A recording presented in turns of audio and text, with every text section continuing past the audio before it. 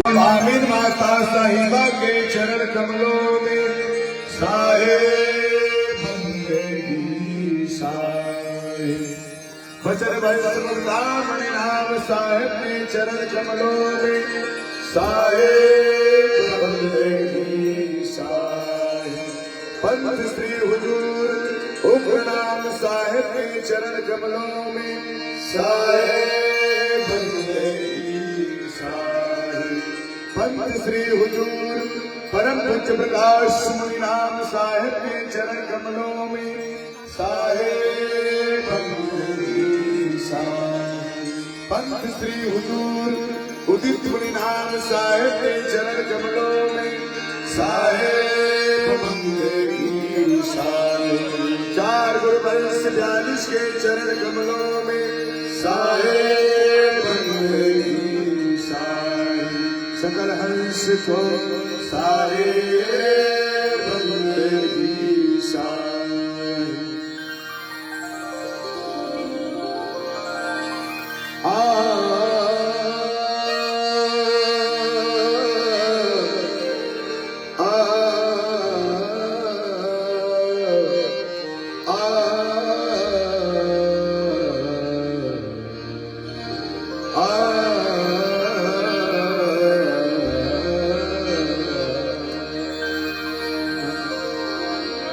सत्य नाम सुमिरन करो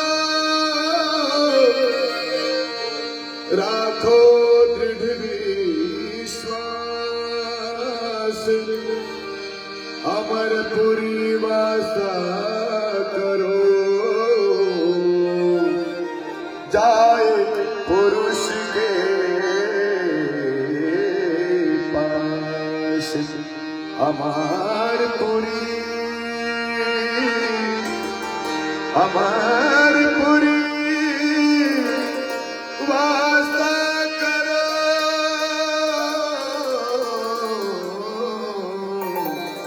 जाए पुरुष के पास। सतगुरु छोड़ कबीर साहेब के चरण कमलों में साहेब बंदेगी साहेब। सत्य नाम सत्य नाम को जय करुणा में सत्य नाम। सत्य नाम को जय करुणा में सत्य नाम।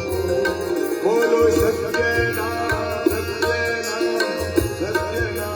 को जय करुणा में सत्य नाम। सत्य नाम को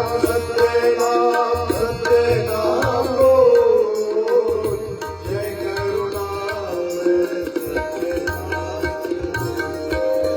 जय करुणा में सत्य नाम को जय करुणा में सत्य नाम को।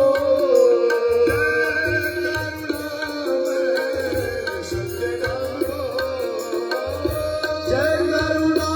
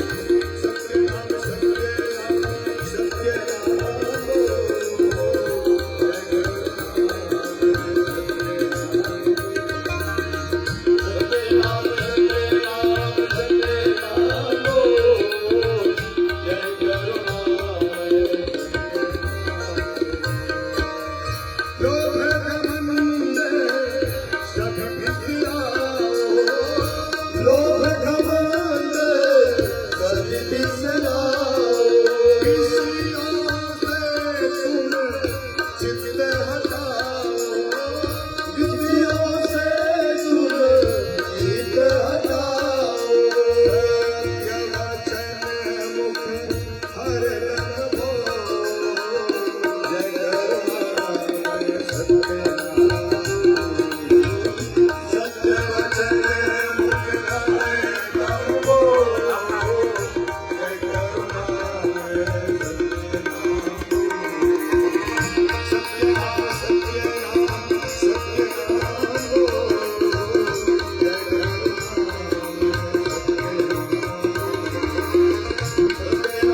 सत्यनाम सत्यनाम बोलो, जय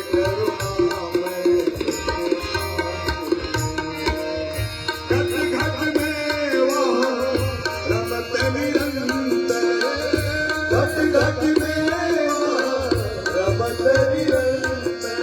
तुम मत जानो उनको अंतर, तुम मत जानो उनको अंतर। सत्य तराजू लेकर आओ, जय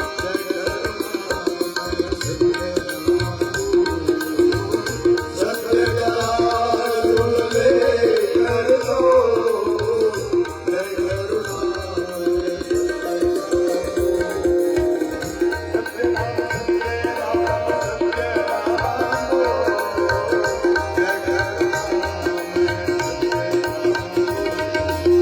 सत्यनाम सत्यनाम सत्यनाम बोलो, जय करुणामय सत्यनाम।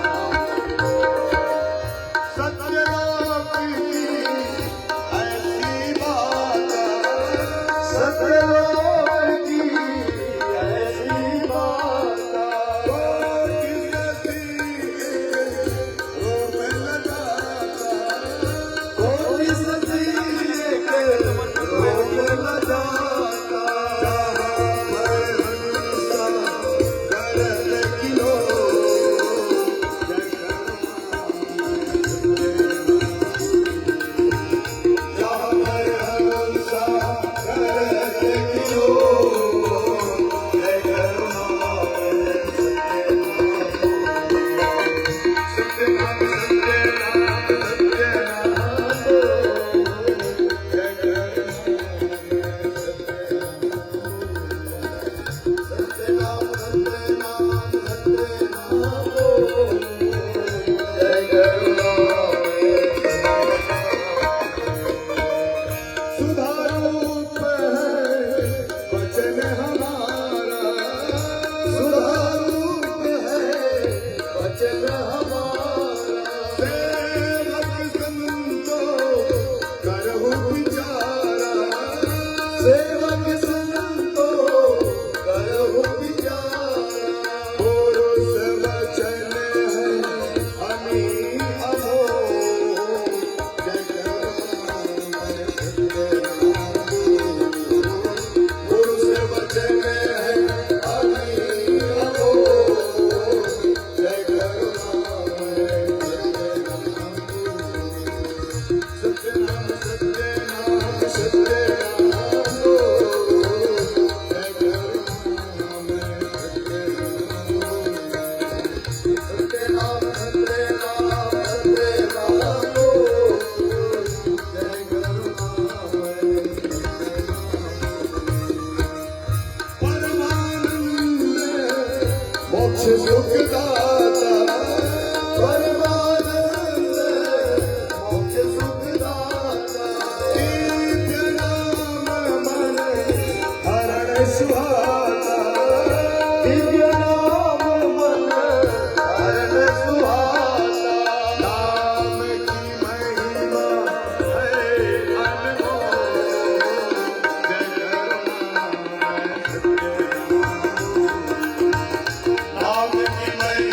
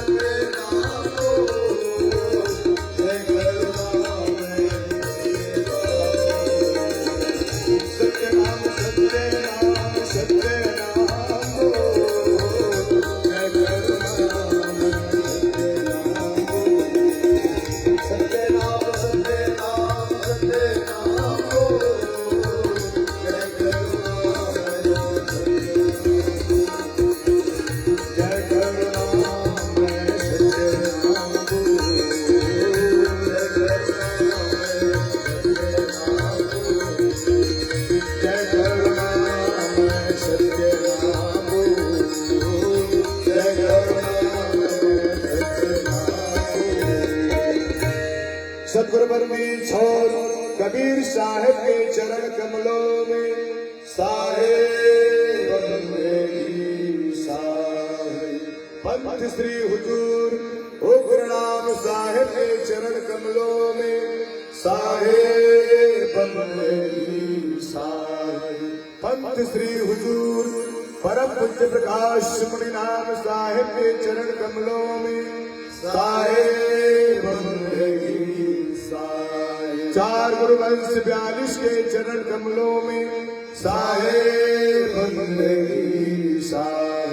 सकल संत समाज को साहिब बहुत बहुत धन्यवाद संतोष सत्यनाम धुन के लिए। अब इसके पश्चात पूज्य संत समाज जिस अवसर की, जिस घड़ी की, जिस क्षण की हमें प्रतीक्षा थी, वो क्षण, वो घड़ी अब आ चुकी हैं। हमारे सुलक्षणा माता जी के आशीर्वचन के लिए ललायित हैं। सभी संतों की ओर से माता जी के चरण कमल में सादर निवेदन है कि हमें अमृत रूपी वर्षा का रसपान कराए।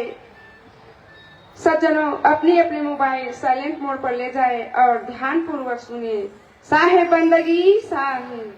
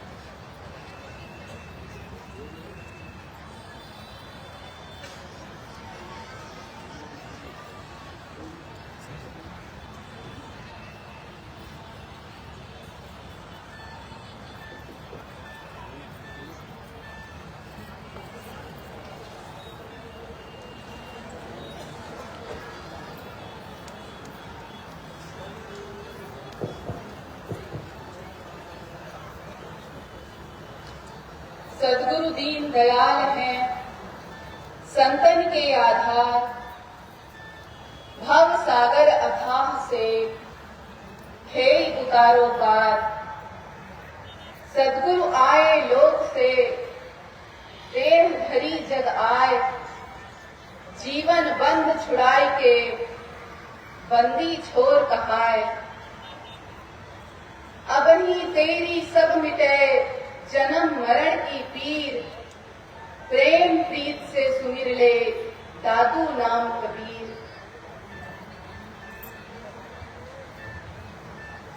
कण कण में विराजमान अनंत सत्ता स्वरूप सद्गुरु कबीर साहेब, धनी धर्मदास जी साहेब, आमीन माता साहिबा, एवं 4 गुरु वंश 42 साहेब के पावन चरण कमलों में कोटि कोटि बंदगी करते हुए सभा में उपस्थित समस्त साहेब के प्रेमी हंसजनों को मेरी साहेब बंदगी साहेब।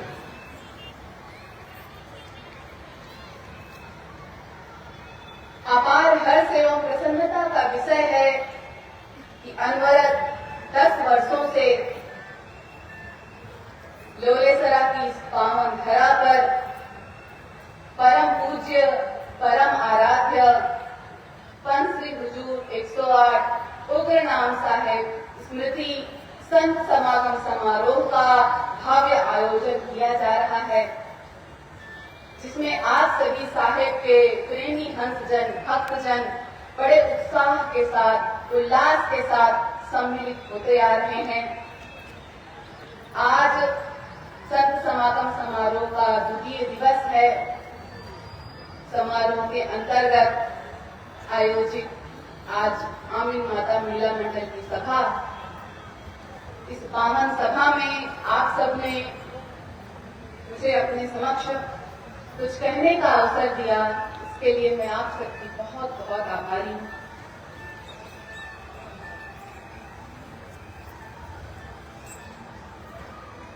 भारत भूमि संतों की भूमि है। भारत की इस पावन धरा पर अनेक संत महापुरुषों का अवतरण हुआ, जिनमें सद्गुरु कबीर साहब सबसे बिरले, निराले, अद्वितीय हैं। उनके समान कोई दूसरा नहीं हो सकता। जैसे संसार में नदियां अनेक हैं, परंतु गंगा सिर्फ एक है। जैसे संसार में पर्वत अनेक हैं, परंतु हिमालय पर्वत सिर्फ एक है। जैसे आकाश में तारे अनेक हैं, परंतु चंद्रमा सिर्फ एक है, वैसे ही संसार में संत महापुरुष तो अनेक हैं, परंतु उनमें सद्गुरु कबीर साहब सिर्फ एक है।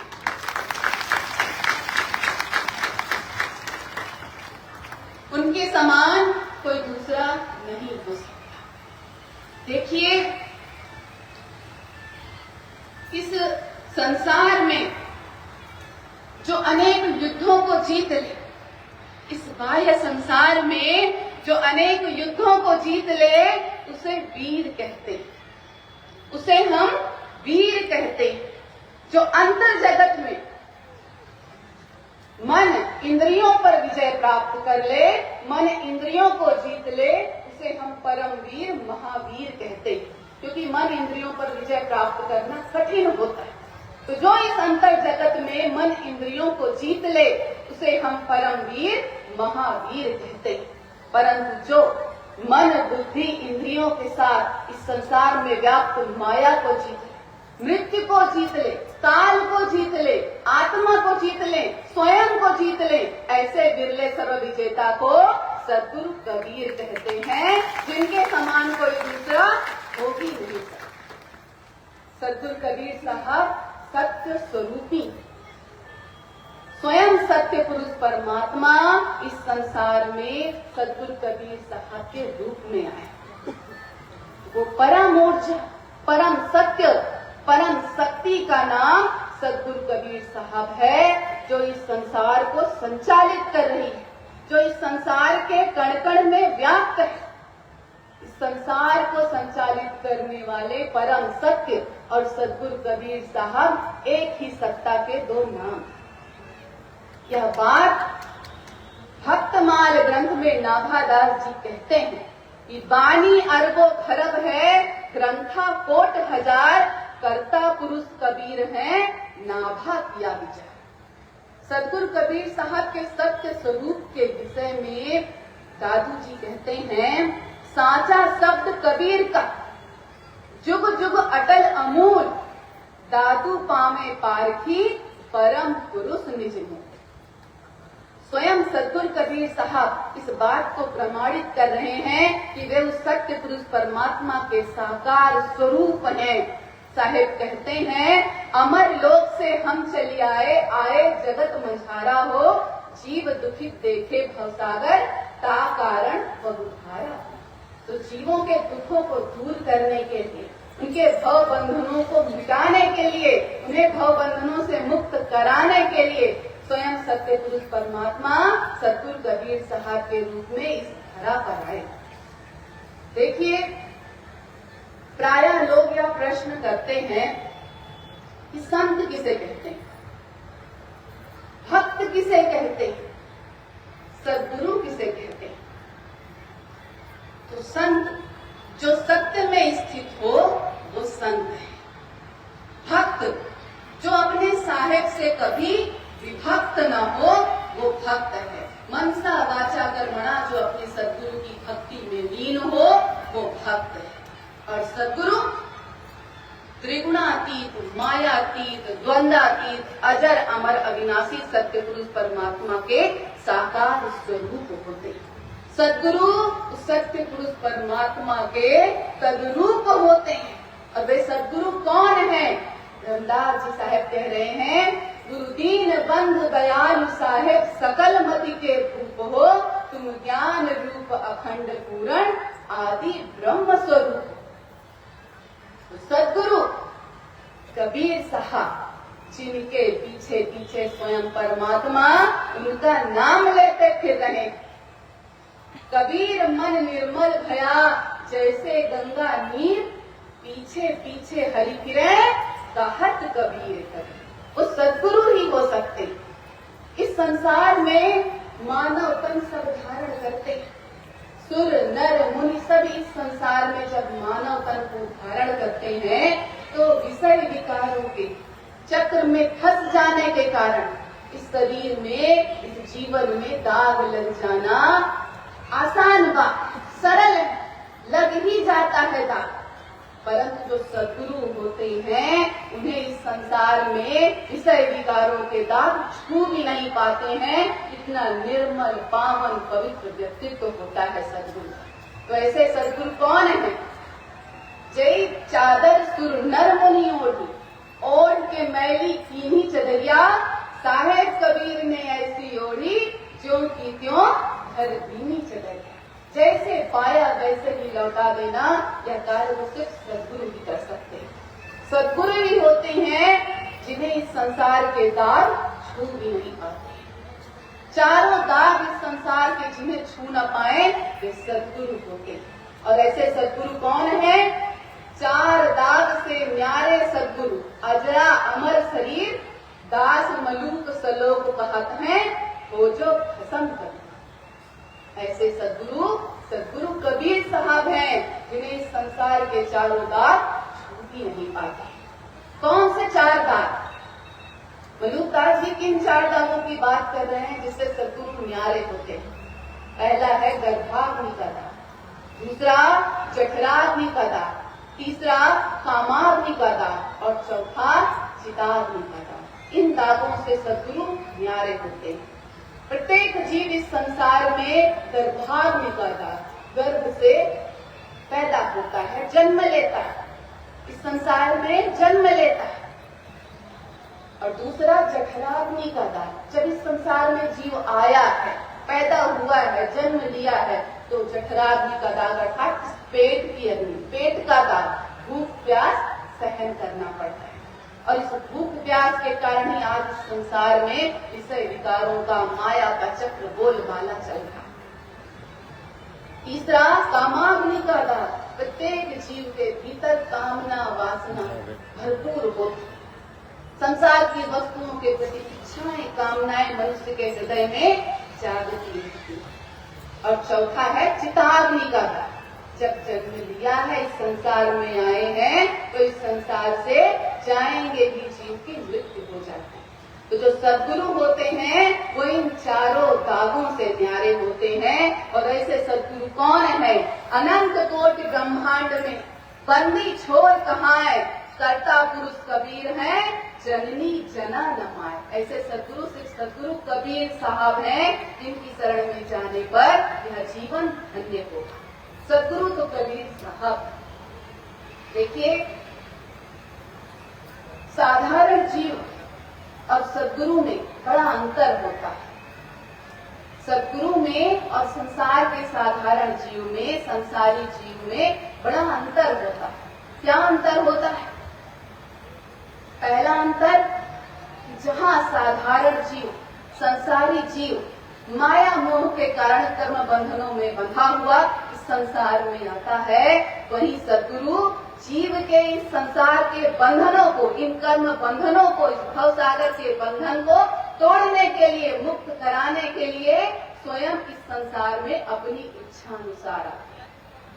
दूसरा कारण है कि जहाँ संसारी जीव इस संसार में माया में लिप्त रहता है, माया से बंधा रहता है, वहीं सदगुरु इस संसार की माया से अलिप्त होते हैं, अछूते होते हैं।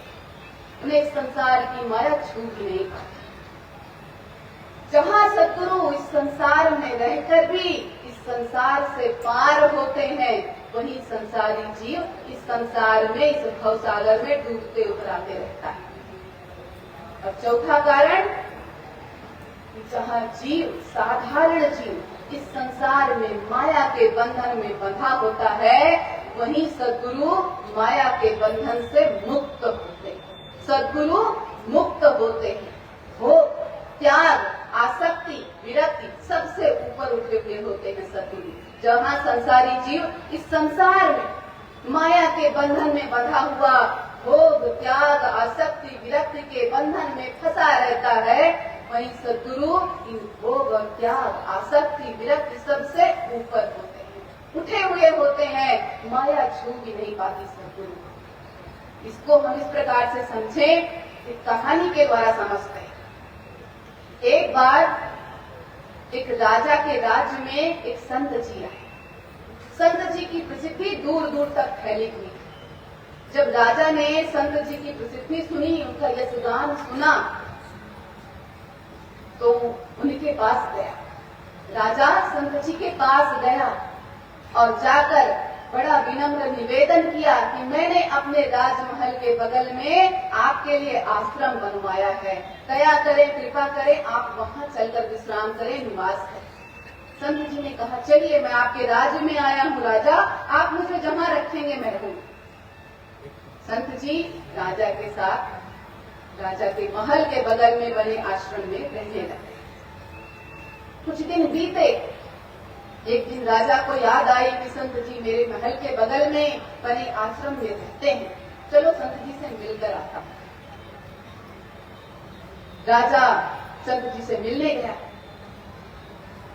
संत जी के पैर छुए और बैठा और राजा बोला, संत जी एक बात बताइए, आप में और मुझ में क्या अंतर है? आप में और मुझ में क्या अंतर है? जैसे मैं इस आलीशान महल में रहता हूँ, वैसे ही आप आलीशान आश्रम में रहते हैं। जैसे मेरे पास तमाम नौकर चाकर हैं, वैसे ही आपके पास भी मैंने ये सारी सुविधाएं उपलब्ध कराई हैं।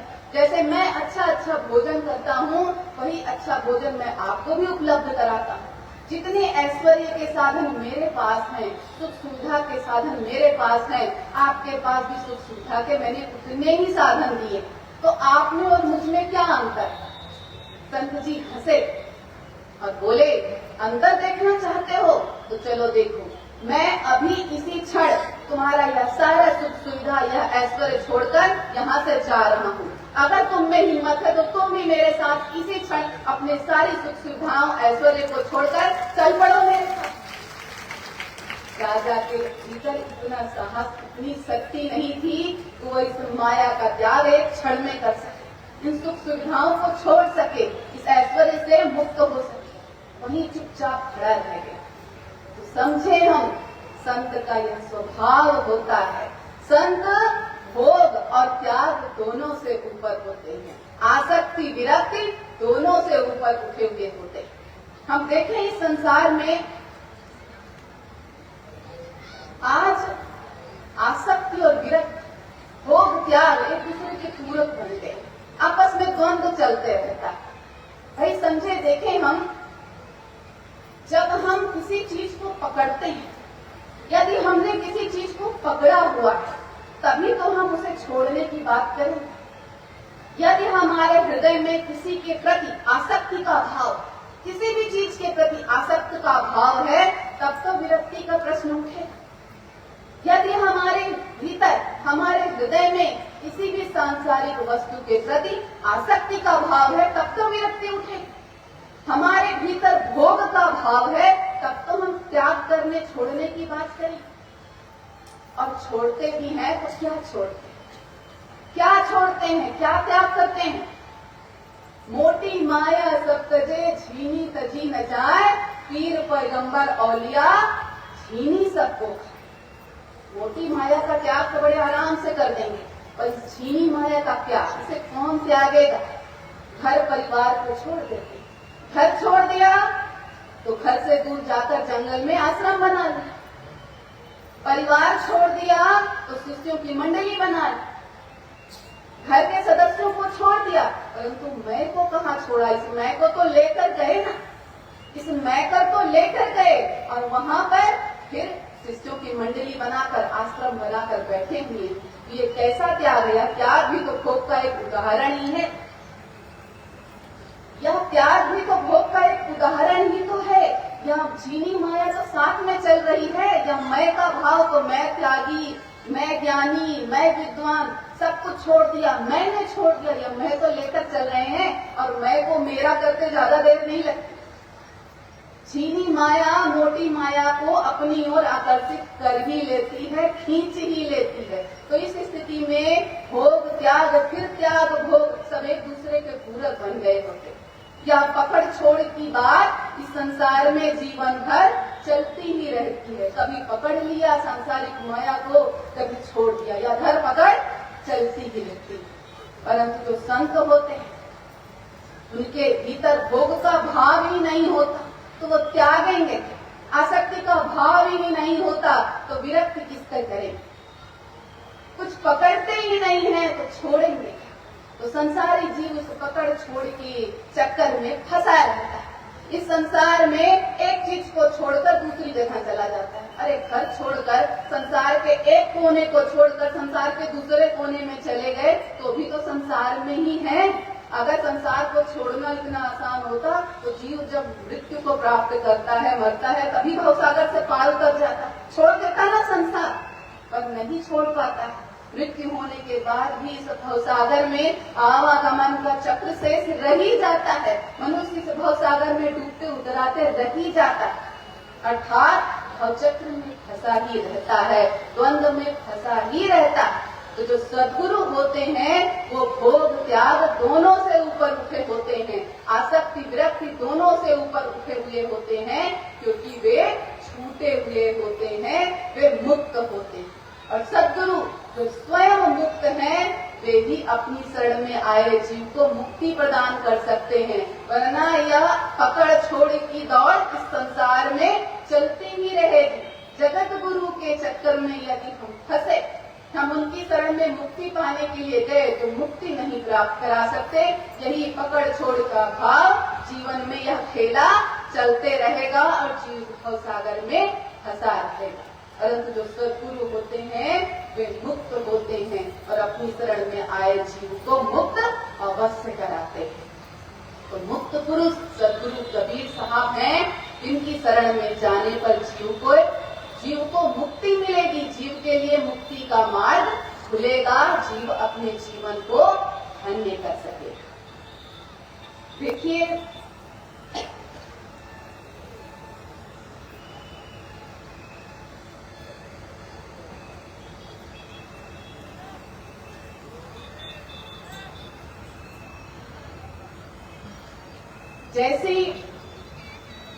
जैसा सद्गुरु कबीर साहब का अद्भुत, अद्वितीय, निराला, क्रांतिकारी व्यक्तित्व है, वैसे ही अद्भुत, क्रांतिकारी, निराली सद्गुरु कबीर साहब की वाणी। समस्त संकीर्णताओं से परे सार्वदैशिक, सार्वकालिक, सार्वभौमिक, परम सत्य से ओतप्रोत सद्गुरु कबीर साहब की वाणी कालजयी वाणी है। सद्गुरु कबीर साहब की वाणी में सबके लिए सब कुछ है। देखिए, किसी जीव को दुख है, कष्ट है, तकलीफ है, पीड़ा है, तो वो कहाँ जाएगा? जहाँ उसे अपने दुख से मुक्ति मिले, जहाँ उसका कष्ट उसके जीवन से दूर हो जाए, जहाँ उसे अपनी समस्याओं का निदान मिले, समाधान मिले, उसकी सारी समस्याएं छूट जाएं, जहाँ उसे जीवन में आनंद मिले, उसकी सारी समस्याएं दूर हो जाए, वहीं जीव जाना चाहता है। तो सदगुरु कबीर साहब के वचनों में, सदगुरु कबीर साहब के वचनों में समस्त समस्याओं का, जीवन की समस्त समस्याओं का समाधान है। सफल जीवन जीने के लिए आत्म सम्मान है और परमात्मा से मिल जाने वाला आत्म ज्ञान है। तो सदगुरु कबीर साहब की वाणी में सबके लिए सब कुछ है, और यही कारण है कि आज इस संसार में कोई भी मत, धर्म, संप्रदाय की सभा लगी हुई बिना सदगुरु कबीर साहब की वाणी के पूरी नहीं होती है, क्योंकि उन्हें भी अपनी बात को प्रमाणित करने के लिए, सत्यापित करने के लिए सदगुरु कबीर साहब की वाणी का सहारा लेना ही पड़ता है। किसी भी मत, धर्म, मजहब की, संप्रदाय की सभा हो, बिना सदगुरु वाणी के पूरी नहीं होगी। सदगुरु कबीर साहब की वाणी ऐसा दर्पण है जिसमें मानव समाज अपना वास्तविक चेहरा दिखाई पड़ता है। साहिब की वाणी ऐसा दर्पण है जिसमें मानव को आत्मदर्शन होता है, और आत्मदर्शन तो होता ही है, जीव को सत्य की राह पर चलने के लिए मार्गदर्शन भी प्राप्त होता है, सही मार्ग पर चलने के लिए प्रेरणा भी प्राप्त होती है। तो ऐसे शुद्ध बुद्ध चेतन, नित्य अजर अमर अविनाशी सत्य पुरुष परमात्मा के साकार स्वरूप सदगुरु कबीर साहब के चरणों में मैं एक बार पुनः वंदन करती हूँ, बंदगी करती हूँ, और साहेब के एक बहुत सुंदर पद पर आज आप सबसे चर्चा करना चाहती हूँ। सदगुरु कबीर साहब कहते हैं, गुरु मोहि दीनी अजब जड़ी, सोई जड़ी मोहि प्यार लगत है, अमृत रस से भरी, काया नगर अजब एक बंगला, तामे गुप्त धरी, पांचों नाग 25 नागिन, सूंघत तुरत मरी, या कारे ने सब जग खायो, सदगुरु देख डरी, कहे कबीर सुनो भई साधो, ले परिवार करी, गुरु मोहि दीनी अजब जड़ी। देखिए साहब क्या कह रहे हैं, सदगुरु कबीर साहब कह रहे हैं कि गुरु मोहि दीनी अजब जड़ी। यह जो साहब का पद है, यह एक सदगुरु और एक योग शिष्य की पूरी कहानी को प्रस्तुत करता है। एक सच्चा शिष्य, एक सच्चा साधक, एक सच्चा भक्त अपनी हार्दिक अनुभूतियों को प्रस्तुत कर रहा है, और यह पद एक सच्चे भक्त की हार्दिक अनुभूतियों को बड़ी गहराई से प्रतिध्वनित कर रहा है। एक भक्त है, एक सच्चा शिष्य है, एक साधक है, जिसे अपनी सदगुरु की दया से एक अजब जड़ी मिल गई है, और उस जड़ी को पाकर उस साधक का, उस भक्त का, उस शिष्य का जीवन धन्य हो गया है, और वह बरबस ही गा उठता है, नाच उठता है कि गुरु मोहि दीनी अजब जड़ी। गुरु से बड़ा दयालु इस संसार में कोई नहीं, गुरु से बड़ा दयालु इस संसार में कोई नहीं। हम सभी रोज कहते हैं ना, सदगुरु दीन दयाल है संतन के आधार, भव सागर अथाह से खेल उतारो का। सदगुरु दयालु होते हैं, दया करना उनका स्वभाव होता है। जैसे सूर्य का स्वभाव सबको प्रकाश देना, जल का स्वभाव सबको शीतलता प्रदान करना, अग्नि का स्वभाव सबको ताप प्रदान करना, वैसे ही सदगुरु का स्वभाव सब पर दया करना होता है। तो सदगुरु तो दयालु है,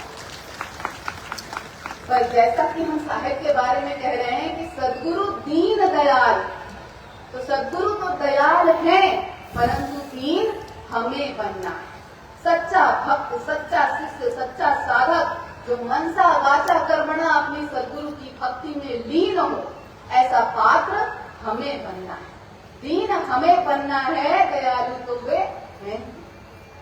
और जब एक भक्त दीन बन गया, अपनी पात्रता प्रस्तुत कर दी, तो सद्गुरु ने दया करके उसे अजब जड़ी दी है, जिसे उसका जीवन धन्य हो गया है। सद्गुरु से बड़ी सत्ता इस संसार में और कोई नहीं। इस संसार में सद्गुरु ही सबसे बड़े होते।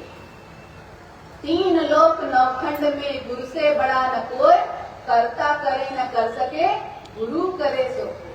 इस संसार में गुरु से बड़ी शक्ति सत्ता और कोई नहीं।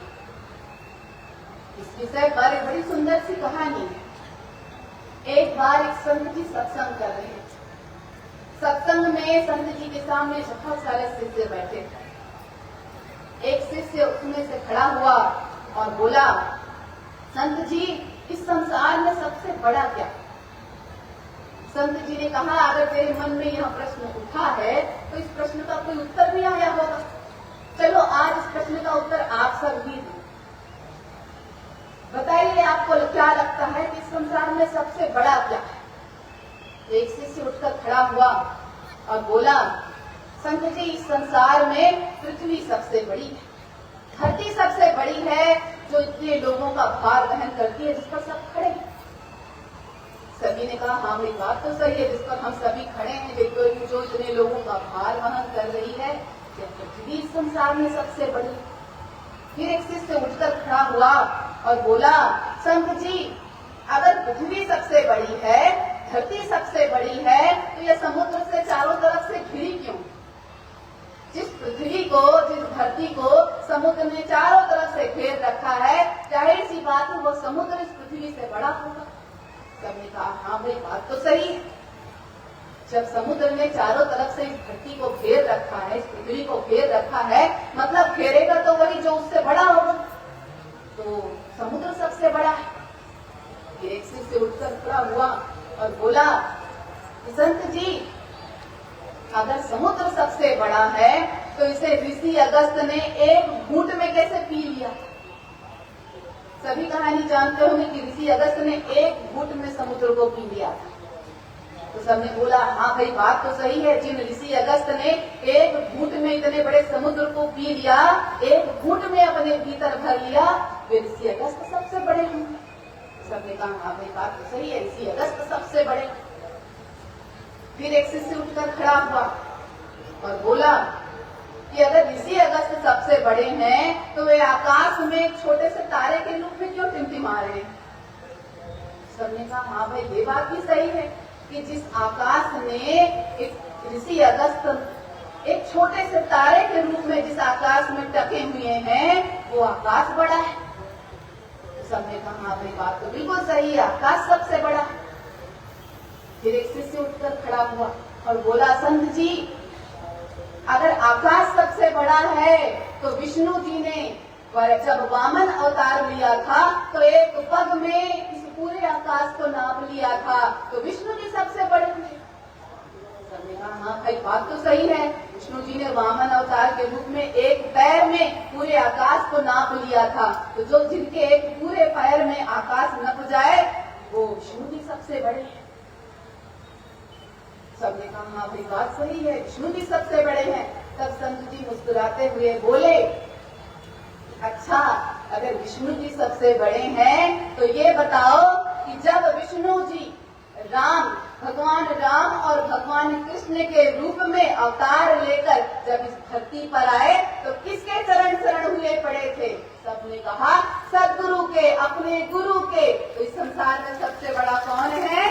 गुरु। भगवान राम अपने गुरु वशिष्ठ के चरण शरण हुए और भगवान कृष्ण अपने गुरु संदीपनी के चरण शरण हुए। तो गुरु के चरण शरण जब भगवान राम और कृष्ण भी हुए तो इस संसार में गुरु से बड़ी सत्ता और कौन हो सकती है? कभी सद्गुरु कबीर साहब कहते हैं, राम कृष्ण से को बड़ा उनहु तो गुरु तीन लोक के वेधनी, गुरु आगे आती। गुरु से बड़ी सत्ता इस संसार में कोई नहीं है और गुरु ही सबके पालक है, सबके रखवाले। गुरु समान दाता नहीं, सब जग मांगन हारा, तीन लोक ब्रह्मांड में सबके पालन हारा। सर्व पालक है, सर्व प्रदाता है, सभी जीवों पर दया करने वाले, वे सब पर दया करते हैं। जब इस संसार के सारे सहारे छूट जाते हैं तब सद्गुरु का ही सहारा होता है, जो जीव को कष्ट से उबारता है, जो जीव को कष्ट से मुक्त करता है। परंतु भक्त संसार में जीव सद्गुरु की दया का, कृपा का अनुभव नहीं कर पाता। संसारी जीव सद्गुरु की दया का, कृपा का अनुभव नहीं कर पाता है। सद्गुरु सदैव दया की वर्षा कर रहे हैं, परंतु जीव साहेब की दया का अनुभव अपने जीवन में नहीं कर पा रहा है, तो कमी किसमें? परमात्मा की भक्ति कर रहा है, श्रद्धा रख रहा है, प्रेम कर रहा है, विश्वास के पथ पर आगे बढ़ रहा है, परंतु जीवन में कोई समस्या आ गई, कोई परेशानी आ गई, कोई कष्ट आ गया, तो सारा विश्वास, सारी भक्ति, सारा प्रेम सब कुछ डामाडोल हो जाता है। क्या विश्वास रखना है कि जब सद्गुरु हम पर दया करने के लिए इस संसार में आए हैं, हमारे जीवन बंध को छुड़ाने के लिए इस संसार में आए हैं, हमें सारे दुखों से मुक्त कराने के लिए आए हैं, तो वे हमारे ऊपर दया अवश्य करेंगे, हमें सभी दुखों से मुक्त अवश्य करेंगे, हमारी रक्षा, हम पर दया, हम पर कृपा सदैव बनाए रखेंगे। जो है उनकी मर्जी, जो है उनकी मर्जी है, उनसे अच्छा, उनसे बेहतर हमारे लिए कोई सोच ही नहीं सकता, कर ही नहीं सकता। यह विश्वास, यह भाव अपने हृदय में रखना है, साहेब की अहेतुक कृपा का आनंद उठाना है।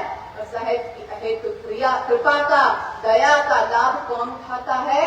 एक सच्चा भक्त। संसारी जीव नहीं उठा पाता, सच्चा भक्त ही उठाता है। और साहेब की दया पाकर एक सच्चा भक्त संजीवनी बूटी पा गया है, अजब जड़ी पा गया है, और गा रहा है कि गुरु मोहि दीनी अजब जड़ी। मेरे सद्गुरु ने मुझ पर दया करके, मुझ पर दया कर, मेरे भीतर पात्रता देखकर मुझे यह अजब जड़ी दी। अजब का अर्थ हम क्या समझते हैं? अजब जड़ी, अजब अर्थात अद्भुत, अनोखी, विचित्र। तो यह जड़ी अद्भुत क्यों है, अनोखी क्यों है, विचित्र क्यों है? क्यों साहब कह रहे हैं अजब जड़ी? देखिए, इस जड़ी की कुछ महत्वपूर्ण विशेषताएं, क्या विशेषताएं हैं? इस अजब जड़ी की पहली विशेषता यह है कि यह जड़ी पैसे से नहीं खरीदी जा सकती। यह जड़ी बाजार में नहीं मिलेगी, बाजार में कहीं नहीं मिलेगी, इसे पैसे से नहीं खरीदा जा सकता। यह सिर्फ अपने गुरु की दया से मिलती है, जिस पर गुरु की कृपा होती है उससे ही प्राप्त होती है, किसी बाजार में रुपए पैसे से नहीं खरीदी जा सकती। दूसरी विशेषता, यह अद्भुत जड़ी को देने वाला और लेने वाला दोनों का अपने अपने स्थान पर विशेष महत्व है। सिर्फ सद्गुरु ही इस जड़ी को दे सकते हैं, इस अजब जड़ी को दे सकते हैं, और सच्चा भक्त ही, योग्य पात्र ही इस अजब जड़ी को प्राप्त कर सकता है। विवेकी शिष्य ही इस अजब जड़ी को प्राप्त कर सकता है। तो लेने वाले और देने वाले दोनों का महत्व। तीसरी विशेषता देखिए इस अजब जड़ी, इस अजब जड़ी की तीसरी विशेषता यह है कि यह संसार में, इस शरीर में हुए विकार मुक्ति प्रदान करने वाली कोई साधारण जड़ी बूटी नहीं। हम देखें, हमें अगर संसार में कहीं बुखार हो जाए, सर्दी हो जाए, खांसी हो जाए, पेट में दर्द होने लगे, तो हम क्या करते हैं? डॉक्टर के पास जाते हैं, वैद्य के पास जाते हैं। डॉक्टर वैद्य हमें अनेक तरीके की जड़ी बूटियों को मिलाकर पुड़िया देते हैं और कहते हैं खा लो, ठीक हो जाओ। और उन जड़ी बूटियों के मिक्सचर को, उस पुड़िया को खाकर ठीक हो जाते हैं।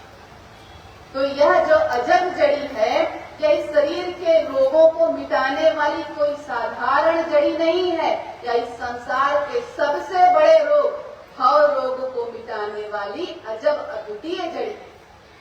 कौन से भव रोग? संसार का सबसे बड़ा भव रोग क्या है? पुनरपि जन्मम, पुनरपि मरणम, पुनरपि जननी जठरे सैन्य। बार बार आवागमन के चक्र में फंसे रहना ही इस संसार में सबसे बड़ा दुख है। जन्मत मरण असह दुख होई। इस आवागमन के चक्र के बंधन में फंसे रहना ही इस संसार में सबसे बड़ा रोग है दुख है। इस दुख से मुक्त कराने वाली, इस कष्ट से मुक्त कराने वाली यह अद्भुत विचित्र जड़ी। तो कहने का अर्थ यह है कि सद्गुरु द्वारा प्रदत्त यह अजब जड़ी या अद्भुत जड़ी शारीरिक रोग निवारक तो है भी, भव रोग विनाशक भी है, ज्ञान प्रकाशक भी है और मुक्ति प्रदायक भी है।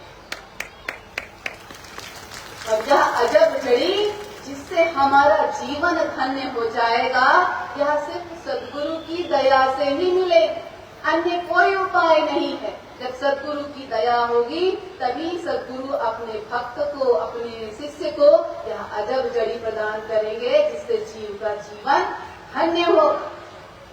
तो इस विषय में सद्गुरु कबीर साहब की बहुत सुंदर सी वाणी है, जिसे एक दृष्टांत के रूप में आप सबके सामने प्रस्तुत करती हूँ। एक दृष्टांत है कि एक बार एक व्यक्ति को सद्गुरु वाणी सुनकर परमात्मा प्राप्ति की इच्छा जागी, और जब किसी जीव के भीतर परमात्मा प्राप्ति की इच्छा जागती है तो उसे फिर संसार में कुछ अच्छा नहीं लगता। न भूख लगती है, न प्यास लगती है, न रात को नींद आती है, न दिन को चैन रहता है। उसे इस संसार में सर्वत्र से परमात्मा को पाने की ही भूख प्यास रहती है। वह व्याकुल रहता है, अधीर रहता है, बेचैन रहता है। उस व्यक्ति की परमात्मा प्राप्ति की इस व्याकुलता को देखकर, इस बेचैनी को देखकर बीमारी समझकर परिवार के लोग राज्य के सबसे बड़े वैद्य को बुलाते हैं कि इस जीव का, इस व्यक्ति का उपचार कीजिए। जब वैद्य आते हैं तो परमात्मा प्राप्ति के लिए अधीर व्यक्ति क्या कहता है? सद्गुरु कबीर साहब कह रहे हैं, कबीर वैद्य बुलाइया जो भावे सो ले, जही अवसर से हरि मिले ते अवसर मोहि दे।